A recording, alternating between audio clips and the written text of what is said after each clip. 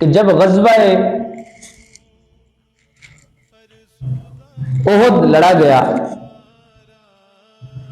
اس کے بعد جب مدینہ المنورہ میں یہ خبر پہنچی کہ اس غزوہ میں بہت سے مسلمانوں کو تکلیف پہنچی ہے، بہت سے مسلمان شہید ہو چکے ہیں، اور اس کے ساتھ ساتھ شیطان نے یہ افواہ پھیلا دی کہ اسی غزوہ کے اندر نبی پاک صلی اللہ تعالی علیہ وسلم بھی شہید ہو چکے ہیں۔ توجہ ہے، جب حضور صلی اللہ علیہ وسلم کے اس افواہ کے متعلق مدینہ کی خواتین نے سنا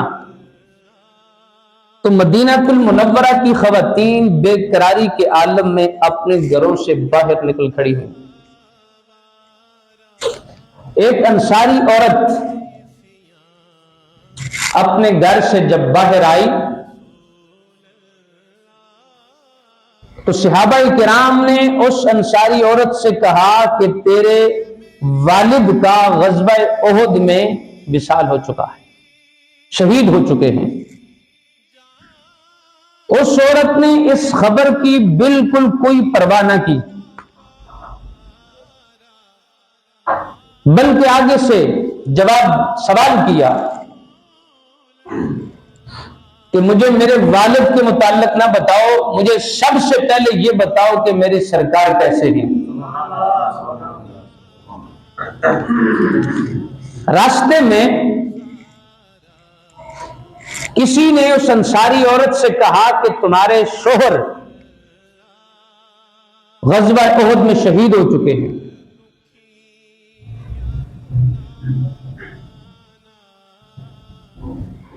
اس عورت نے اس خبر کی کوئی پرواہ نہ کی، اس نے آگے سے کہا کہ میرے شوہر کو چھوڑیے، پہلے مجھے یہ بتائیے کہ میرے رسول کیسے ہیں۔ پھر آگے گزر گئی، آگے چلتے ہوئے کسی نے کہا اس انصاری عورت سے کہ تمہارا جو سگا بھائی تھا وہ بھی غزوہ احد میں شہید ہو چکا ہے۔ اس انصاری عورت نے پھر پلٹ کر سوال کیا، فرمایا کہ مجھے بھائی کے بارے میں مت بتاؤ، مجھے پہلے یہ بتاؤ کہ میرے رسول میری سرکار کیسے ہیں۔ حضرات گرامی، اس کو جواب دیا گیا کہ رسول اللہ صلی اللہ علیہ وسلم بخیر و عافیت سے ہیں۔ اس عورت نے کہا کہ مجھے حضور کا جائے مقام بتائیے تاکہ میں اپنی سر کی آنکھوں سے اپنے رسول کے چہرہ والضحا کا جلوہ دیکھ سکوں،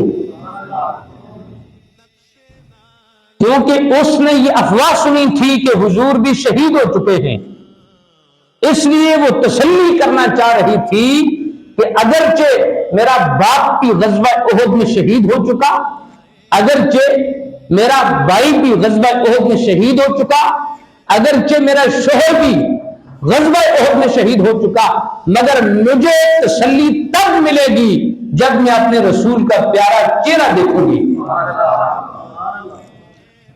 حضرات کی گرامی، صحابہ کرام نے فرمایا کہ آگے حضور تشریف فرما ہے۔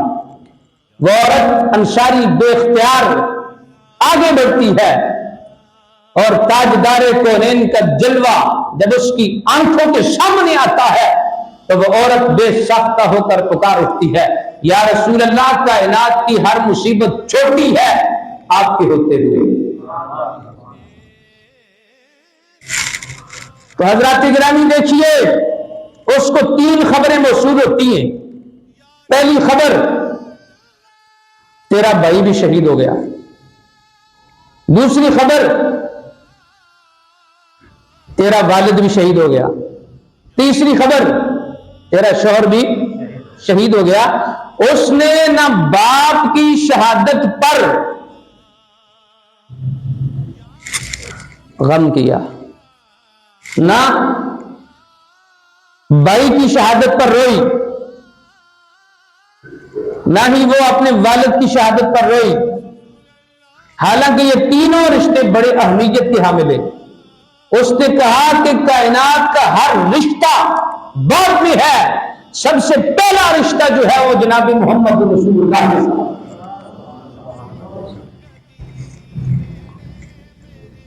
صحابیات کو نبی پاک صلی اللہ علیہ وسلم سے اس قدر محبت تھی، اس قدر پیار تھا، ان کے نزدیک دنیاوی لحاظ سے ہر رشتہ جو ہے وہ رسول اللہ کے رشتے کے سامنے کم تر ہے،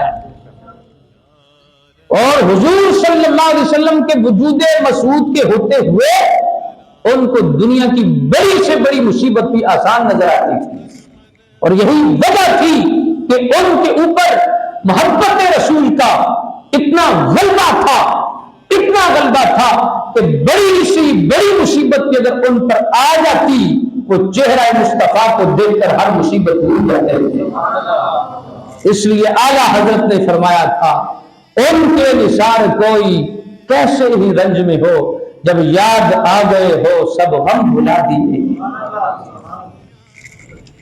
یہ ایک عورت تھی نا جس نے اسلام کی خاطر بھائی کو کھویا، شوہر کو کھویا، والد کو کھویا، مگر غم نہیں کیا۔ یہی